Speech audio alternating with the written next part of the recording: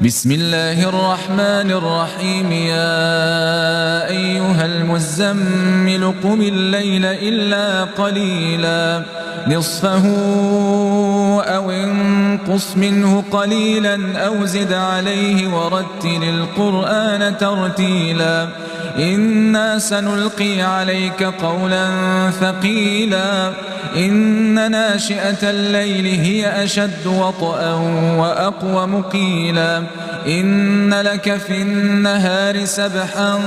طويلا واذكر اسم ربك وتبتل إليه تبتيلا رب المشرق والمغرب لا إله إلا هو فاتخذه وكيلا واصبر على ما يقولون واهجرهم هجرا جميلا وذرني والمكذبين أولي النعمة ومهلهم قليلا إن لدينا أنكالا وجحيما وطعاما ذا غصة وعذابا أليما يوم ترجف الأرض والجبال وكانت الجبال كثيبا مهيلا إنا أرسلنا إليكم رسولا شاهدا عليكم كما أرسلنا إلى فرعون رسولا فعصى فرعون الرسول فأخذناه أخذا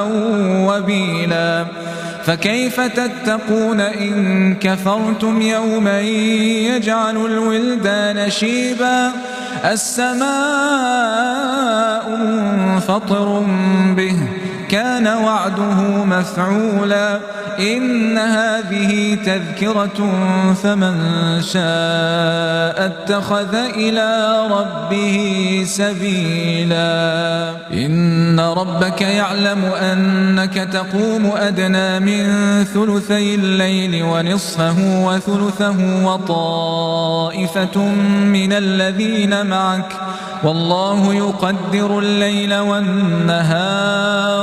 علم أن لن تحصوه فتاب عليكم فاقرؤوا ما تيسر من القرآن علم أن سيكون منكم مرضى وآخرون يضربون في الأرض يبتغون من فضل الله وآخرون يقاتلون في سبيل الله فاقرؤوا ما تيسر منه وأقيموا الصلاة وآتوا الزكاة وأقرضوا الله قرضا حسنا وما تقدموا لأنفسكم من خير تجدوه عند الله هو خيرا وأعظم أجرا واستغفروا الله إن الله غفور